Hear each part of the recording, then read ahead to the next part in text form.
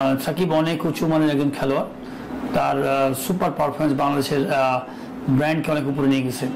আমরা হয়তো সাকিব এখন একটু খেলছে না, হয়তো আমরা হয়তো ভুলে যেতে পারি, কিন্তু এই 17 বছরে কিন্তু একটা উন্নত জায়গায় নিয়ে গেছে। আপনি যদি বাংলাদেশের মানচিত্রের কথা বলেন, একটা সময় পরিচয় দিতাম, আমার নিজের মনে আছে নিউজিল্যান্ডে যখন খেলতে গেছি 96-এ, তখন আমরা বলতাম যে বাংলাদেশ কিভাবে স্বাধীন হয়েছে, কিভাবে কোন দেশের পাশে পরিচয় দিতাম। আমার মনে হয় যে আমাদের ক্রিকেট একটা বড় উচ্চতর জায়গা নিয়েছে আমাদের দুনিয়াতে, এই পৃথিবীতে। তার মধ্যে এই কয়েকজন প্লেয়ার, তার মধ্যে ব্র্যান্ড সাকিব তার মধ্যে অন্যতম একটা ব্র্যান্ড। আমার মনে হয় যে বাংলাদেশকে অনেক দেশে চিনে, যেমন ঠিক সাকিবকে এই নামটাই সবাই জানে। স্বাভাবিক, সাকিব থাকলে হয়তো আরো বেটার হতে পারতো, আবার নাও হতে পারতো।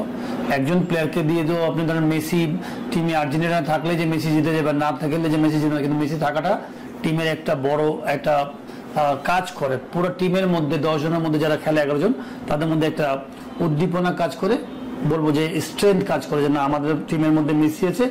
লাস্ট মিনিট পর্যন্ত তারা চিন্তা করবে যে মেসি কিছু একটা করে দিতে পারে। তো আপনি কিন্তু যখন সাকিবের মধ্যে একজন নাম্বার 1 অলরাউন্ডার যখন থাকবে টিমে, তখন কিন্তু টিমের প্রত্যেকটা প্লেয়ারের মধ্যে একটা ধারণা থাকবে যে এই হচ্ছে ম্যাজিক প্লেয়ার। আমার যে কোনো মুহূর্তে যে কোনো সময় একটা প্লেয়ার আছে যে কিনা ম্যাজিকের মতো কিছু করে দিতে পারে। তার মানে এই না যে করে দিবে, আপনি অন্য প্লেয়ারকে তো খেলতে হবে। তো সাকিব এমন একটা প্লেয়ার, আমি বলবো যে সে যখন নিজের টিমে পারফরমেন্স করুক আর না করুক, অপোনেন্টের জন্য একটা প্রেশার। আপনি যখন সাকিব যখন বল করবে, তখন সবাই জানে যে সাকিব বল করা মানে অবভিয়াসলি আমি মনে হয় যে একটা যে কোনো ব্যাটসম্যানের জন্য প্রেশার। খুব ঝান্ডু প্লেয়ার, আমি বলবো যে খুব quality bowler, knowledgeable.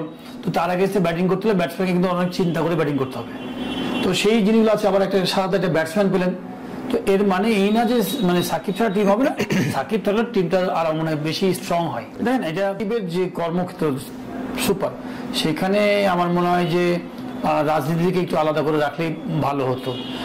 Team selection যে জিনিসটা হয়ে গেছে, আমার মনে হয় যে সেটাকে একদম তদন্তের মতো করে দেখা, সাকিব আসলে কি ওই যে আপনার ওই ইয়ার সাথে জড়িত কিনা, খেলার জায়গায় খেলা, আইনগত আইনের জায়গায়, কিন্তু দল তো মানুষ করতেই পারে। সে বিভিন্ন ধর্মের মানুষ হতে পারে, বিভিন্ন দলের মতামত থাকতে পারে, কিন্তু সে করাপশন করেছে কিনা, অন্যায় করেছে কিনা, আপনার নামে যদি এটা খারাপ কেস দিয়ে দিই, এটা হতেই পারে। তার মানে এই না যে আপনি ফল্টি। তো এটা আমি বলবো যে সাকিব এটা করেছে কিনা তদন্তের জায়গায় তদন্ত হবে, খেলার জায়গায় খেলা থাকবে। বাট আমি মনে করি বোর্ডের একটা দায়িত্ব ছিল অভিভাবক হিসেবে। কখনো কখনো সরকারের পক্ষ থেকে বলছে বোর্ড ডিসিশন নেবে, কখনো বোর্ড বলছে সরকার ডিসিশন নেবে।